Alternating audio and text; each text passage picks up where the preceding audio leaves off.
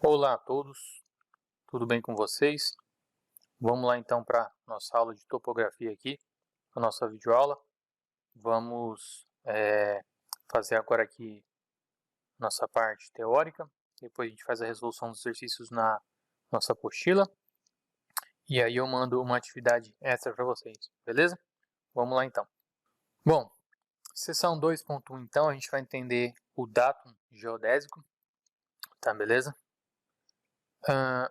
No diálogo aberto, então, nossa apostila, aí, como vocês podem acompanhar, a geodésia ela é a ciência que permite a gente estudar a Terra, suas formas, medidas e distâncias naturais e artificiais.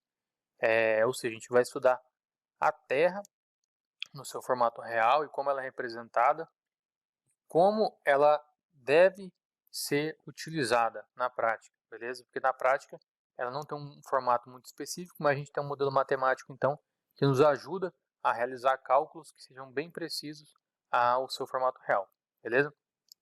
Só um detalhezinho aqui, um engenheiro com conhecimento geodésico, né, como o Matheus trouxe, é um profissional então bastante requisitado pelas empresas de construção civil, mineração, agricultura, petrolífera e estradas. Então lá, geodésia. Então a geodésia é a ciência que estuda a forma, a dimensão da Terra e outros corpos celestes, incluindo o estudo dos seus campos gravitícios, ou seja, os seus campos gravitacionais entrarão nesse estudo, em vários pontos distintos, no espaço a 3 dimensões, variando com o tempo. Ou seja, a geodésia estuda vários pontos da Terra, certo? Em que cada ponto ele tem uma característica, sendo gravidade diferente, isso varia com o tempo, isso varia com a altitude. Então, como todo mundo sabe, em cada ponto da Terra, a gravidade vai apresentar um valor característico diferente. Isso vai ajudar a compor os valores da geodésia, beleza? Então, nós temos 3 tipos de geodésia, basicamente aí. A gente vai ter a geodésia geométrica, que ela vai trabalhar na medição dos ângulos e distâncias na superfície, né? Para poder realizar operações geométricas e algumas determinações astronômicas. Então, aqui mesmo na Terra, nós, com os nossos aparelhos, realizamos as medições e chegamos a altitudes, né, áreas que vão compor a nossa geodésia geométrica. Já a segunda geodésia é a geodésia celeste, que por meio de satélites artificiais, né, satélites que a gente lança para o espaço, ele tem sensores que conseguem nos georreferenciar dentro da geodésia, do formato real da Terra. E a geodésia física, que leva já a questão do campo gravitacional, utilizando as medidas gravimétricas, de medidas de gravidade. Então, né, como a gente pode ver aqui nessa imagem, para entender melhor a geodésia, o que seria o geóide. Então, o elipsoide seria o formato, digamos, plano, considerando a Terra toda como ela sendo um único plano, certo? Já a superfície física seria a superfície real, as montanhas, enfim. E o geóide seria uma representação matemática que tenta chegar ao formato mais parecido da superfície física real da Terra, certo? E com isso, né, a gente vai ver algumas teorias da forma esférica, como que chegou a essas teorias. Então, a verdadeira forma do nosso planeta ela vem sendo estudada ao longo dos anos em todo o mundo, né? Ainda não se tem, às vezes, um valor exato, um formato exato do geóide, tá? Mas lá no início, então, o Tales de Mileto, ele acreditava que a Terra ele era um disco, certo? Ele flutuava sobre um oceano e rodava sobre um eixo central. Então, aqui bem no eixo central haveria o centro de rotação e esse corpo plano teria uma rotação e tudo em volta seria um oceano. Depois, nós temos o Anaximandro, e ele já tinha um pensamento um pouco diferente do Tales, e para ele a Terra já era um cilindro, tá? Ela tinha esse formato de cilindro, e ela girava em torno do eixo leste-oeste. Já com Pitágoras, né, que avançou bastante aí na questão da forma da Terra, ele já atribuiu o formato esférico ao nosso planeta, né, com alguns princípios básicos de caráter estético e filosófico. Então ele defendia que a Terra já era esférica e que ela girava em torno do Sol. Então depois de Pitágoras, o Aristóteles ele ainda chegou a argumentar que a Terra era redonda, né, porque ele se baseou na questão dos eclipses, da sombra da Lua na Terra. Então a partir disso ele chegou a uma conclusão, né, avaliando todo o formato da Terra, toda a questão geoespacial, que a Terra, então, confirmando assim que a Terra teria o seu formato esférico. E depois disso ainda nós temos lá o Eratosthenes, né, que foi o primeiro homem da história a calcular a circunferência da Terra, né, ele é considerado então o fundador da geodésia, certo?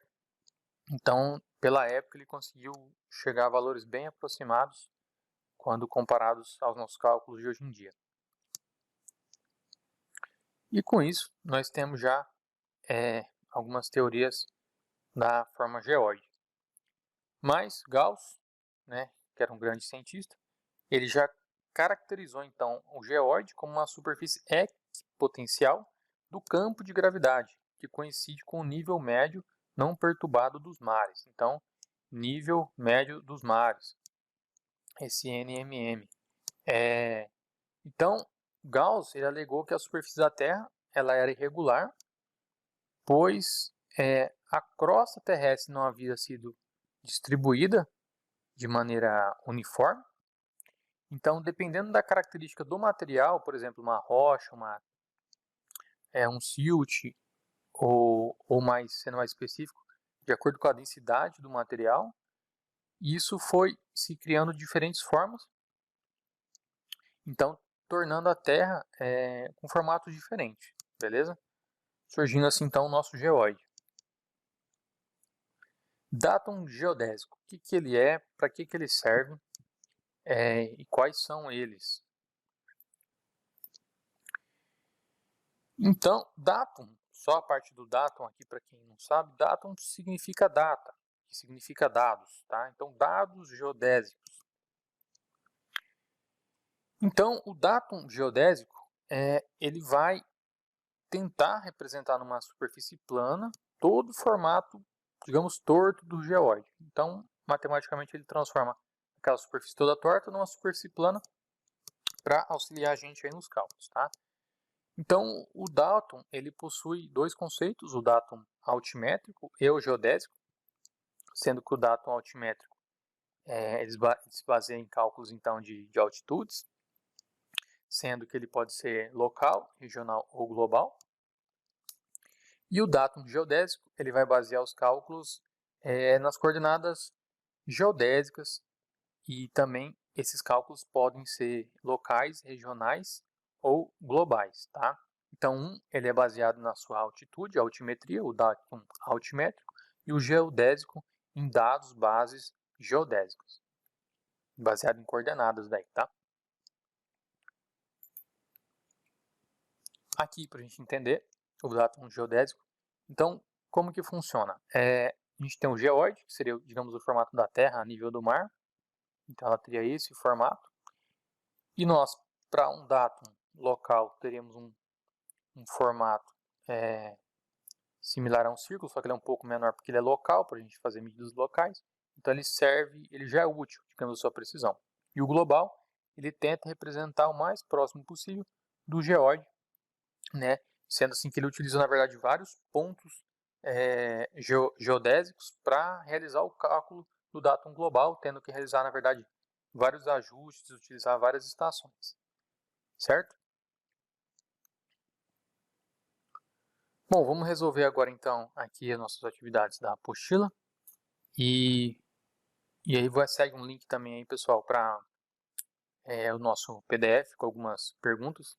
Peço que vocês respondam para quando a gente retornar nas suas aulas então, a gente poder, vocês poderem entregar essas atividades. Qualquer dúvida pode mandar aqui no Telegram. Esse aqui é o meu usuário lá no Telegram, tá? O e-mail institucional meu é esse aqui. E aqui nos comentários do vídeo então também, vocês podem deixar as suas dúvidas, podem realizar discussões, e eu vou ficar de olho aqui para a gente poder atender vocês. Beleza? No mais é isso. Estamos aí à disposição. Qualquer dúvida também, sugestão, alguma coisa que vocês possam agregar para melhorar as nossas aulas, quiser trazer alguma ideia de conteúdo novo, pode deixar aí nos comentários, ou manda no e-mail, ou nesse link aqui, tá? Vocês podem acessar esse link aqui para poder dar sugestão, alguma dica. E no mais é isso então, pessoal. Muito obrigado e até logo.